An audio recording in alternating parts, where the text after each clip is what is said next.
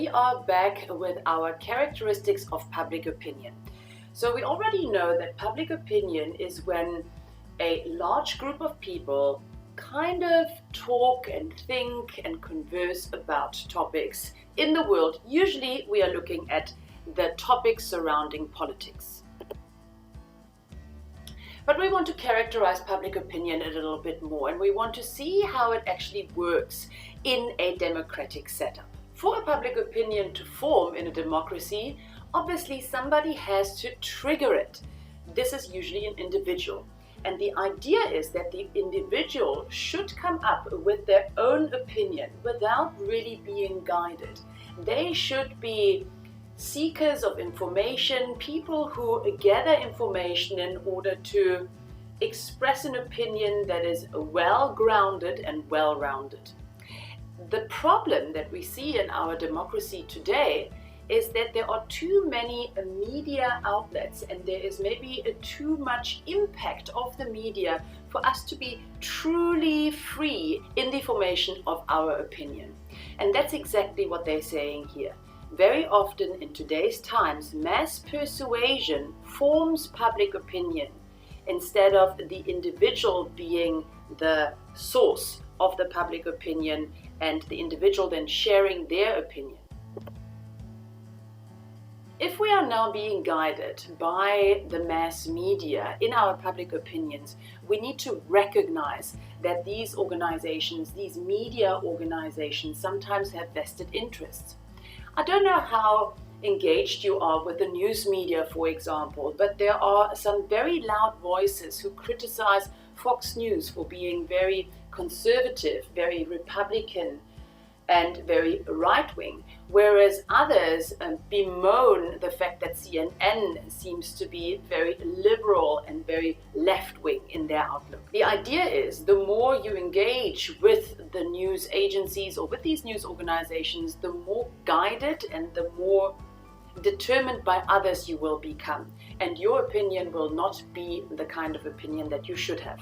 To wrap up, public opinion should actually arise from face-to-face communication and conversations. It should arise from people inquiring about things, debating things, rebutting things, rationalizing things, intellectualizing things with others, and not so much from the mass media.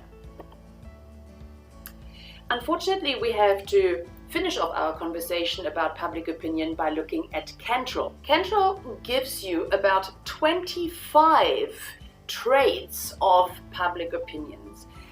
You don't have to know them all by heart, but maybe choose 3 or 4 that can help you understand what public opinion is and how it actually works. As we've already discussed in the previous podcast, public opinion, for example, is very sensitive to important events. Nicotine ban, alcohol ban, these were the important conversations during the COVID pandemic here in South Africa. And public opinion very quickly picked these topics up. Another truism that we have discussed is that opinion does not remain aroused for any long period of time. So even though there are some solid public opinions, these are usually attached to certain events for them to flare up again and again. What else does Cantrell say?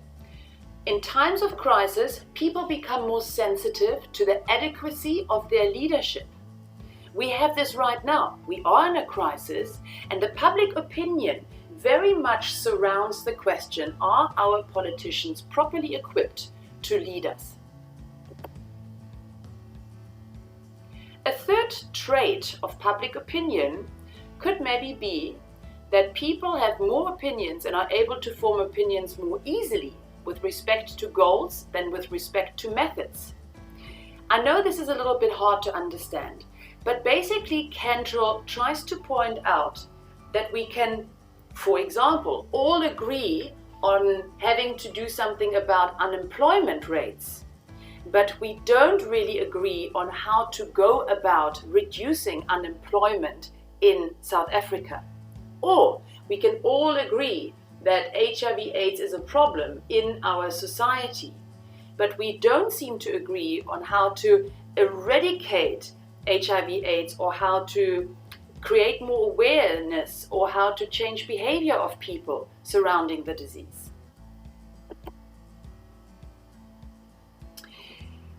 As I said, it's not about you having to go through each and every point of Cantrell's description of public opinion.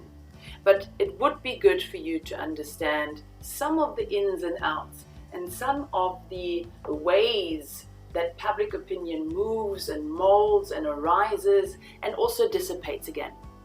I hope you found it useful. I'll see you the next time.